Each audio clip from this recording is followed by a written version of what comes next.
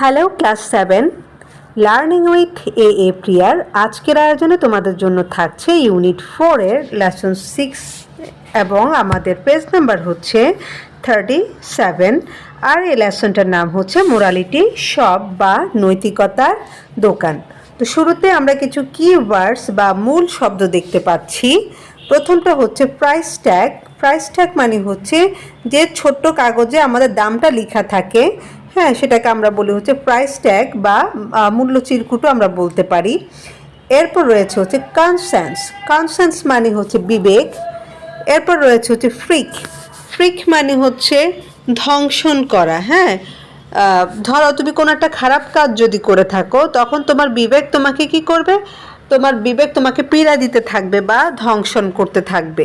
ঠিক আছে, তো এই শব্দটাকে আমরা বলছি হচ্ছে ফ্রিক।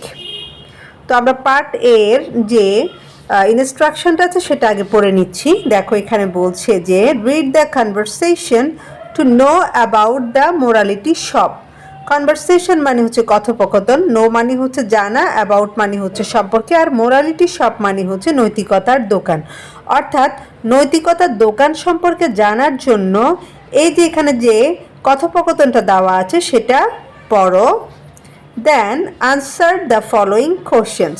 তারপর যে প্রশ্নগুলো দেওয়া আছে সেগুলোর উত্তর দিবে। তো তার মানে আমাদের প্রথম কাজ হচ্ছে আমরা প্রথমে খুব ভালো করে এই যে কনভারসেশন পুরোটাই পড়ে নিব এবং সে প্রেক্ষিতে এই কোশ্চেনগুলোর আনসার দেওয়ার চেষ্টা করব।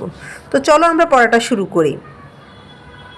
আমরা প্রথমে শাহানাকে দেখতে পাচ্ছি যে শাহানা নামের ওদের যে শিক্ষক উনি বলছেন, today I am going to tell you about a new kind of shop. তাহলে দেখো আজ আমি তোমাদেরকে একটা নতুন ধরনের দোকান সম্পর্কে বলতে যাচ্ছি। where there will be no shopkeeper. Shopkeeper মানে হচ্ছে দোকানদার, অর্থাৎ যেখানে কোনো দোকানদার থাকে না। The price of each item or thing will be written on a small piece of paper.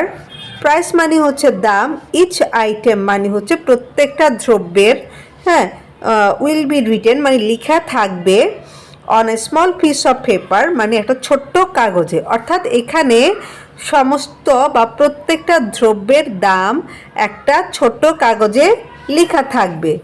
This price tag will be attached to the item or items. হ্যাঁ, অ্যাটাচড মানে হচ্ছে সংযুক্ত থাকা, অর্থাৎ এই যে প্রাইস ট্যাগ বা মূল্য তালিকা বা দামের যে ব্যাপারটা সেটা হচ্ছে প্রত্যেকটা আইটেমের সাথে বা প্রত্যেকটা দ্রব্যের সাথে সংযুক্ত থাকবে।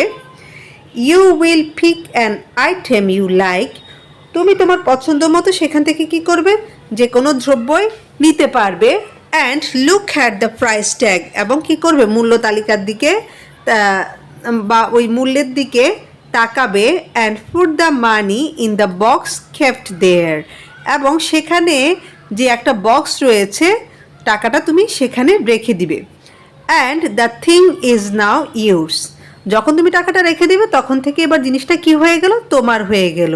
অর্থাৎ এবং এখন থেকে জিনিসটা হচ্ছে তোমার। এরপর বলছে যে the students are not clear about this kind of shop. অর্থাৎ এই ধরনের দোকান সম্পর্কে শিক্ষার্থীরা এখনও পরিষ্কার নয়, মানে শিক্ষার্থীরা ঠিকঠাক মতো জিনিসটা আসলে বুঝতে পারছে না, এটা কি বলছে টিচার। হ্যাঁ, এরপর আরও বলছে যে they know that a shop always has a shopkeeper. Always মানে হচ্ছে সব সময়, অর্থাৎ তারা জানে যে সবসময় দোকানে একজন দোকানদার থাকে। So they are confused. Confused মানে হচ্ছে দ্বিধান্বিত হয়ে যাওয়া, তাই তারা কি হয়ে গেল? দ্বিধান্বিত হয়ে গেল বা দ্বিধাগ্রস্ত হয়ে গেল। এরপর শিলা নামের একজন স্টুডেন্ট বলছে যে ইন দ্যাট কেস মানে এই ক্ষেত্রে someone may take a thing, কেউ কি করতে পারে? একটা জিনিস নিয়ে নিতে পারে। And go away without paying. হ্যাঁ, উইদাউট মানে হচ্ছে ছাড়া, গো অ্যাওয়ে হচ্ছে চলে যাওয়া, অর্থাৎ মূল্য পরিশোধ না করে চলে যেতে পারে। অর্থাৎ শিলা বলতে চাচ্ছে যে এই ধরনের ক্ষেত্রে বা এই ক্ষেত্রে কেউ চাইলে কি করতে পারে? কোনো একটা জিনিস নিয়ে সেটার দাম পরিশোধ না করে চলে যেতে পারে। তখন শাহানা বলছেন যে নোবডি উইল ডু ইট, অর্থাৎ কেউ এটা করবে না। ইফ এনিবডি ডাজ, ইফ মানে হচ্ছে যদি, অর্থাৎ যদি কেউ এটা করে, it will be stealing. Stealing মানে হচ্ছে চুরি, তাহলে এটা হয়ে যাবে চুরি। অর্থাৎ এই ধরনের দোকানে কেউ এই কাজটা করে না, হ্যাঁ। আর যদি কেউ করেও থাকে তাহলে সেটাকে আমরা বলবো হচ্ছে চুরি, অর্থাৎ সে চুরি করলো।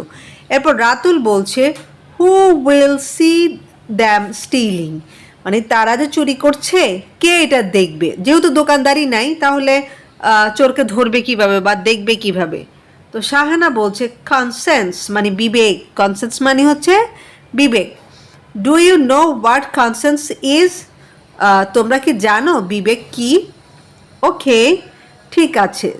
দেয়ার is something in your mind called conscience, তোমার মনের ভিতর বিবেক নামের কিছু একটা আছে।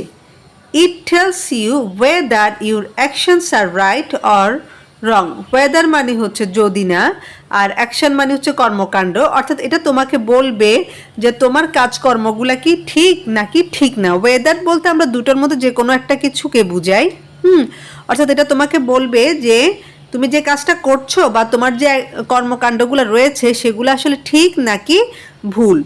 Is stealing a right thing or wrong thing, অর্থাৎ চুরি করা কি একটা ভালো কাজ নাকি খারাপ কাজ।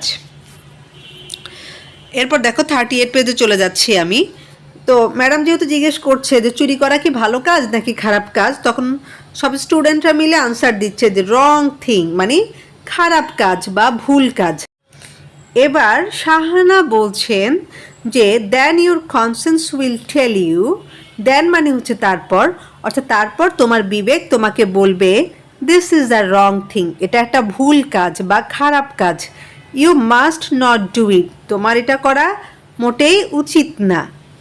If you still or do a bad thing, অর্থাৎ যদি তুমি চুরি করো, স্টিল মানে হচ্ছে চুরি করা, অথবা অন্য কোনো খারাপ কাজ করো, your conscience will freak you, তোমার বিবেক তোমাকে ধ্বংসন করবে, অ্যান্ড ট্রাবল ইউ, এবং তোমাকে কষ্ট দিবে। ফ্রিক মানে হচ্ছে ধ্বংসন করা, আর ট্রাবল মানে হচ্ছে কষ্ট।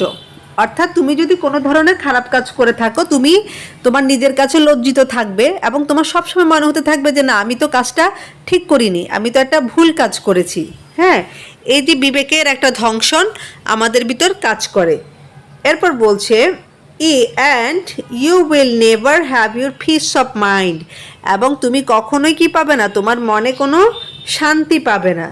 So to be a good and happy person, happy মানে হচ্ছে সুখী, সো মানে হচ্ছে তাই, তাই তুমি যদি ভালো এবং সুখী মানুষ হতে চাও, you should have a clear conscience, তোমার একটা স্বচ্ছ বিবেক থাকা উচিত, যে বিবেক তোমাকে কি করবে, ভুল পথ থেকে সরিয়ে রাখবে এবং ভালো কাজের জন্য তোমাকে উৎসাহিত করবে।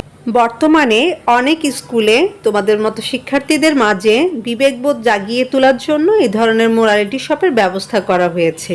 তো তোমাদের কার কার স্কুলে এই ধরনের মোরালিটি শপ আছে তোমরা কিন্তু চাইলে কমেন্টে জানাতে পারো, তাতে করে অন্যরাও তোমাদের স্কুল সম্পর্কে একটা ধারণা পাবে। তো আজকের ভিডিওটা আমি এখানে শেষ করছি।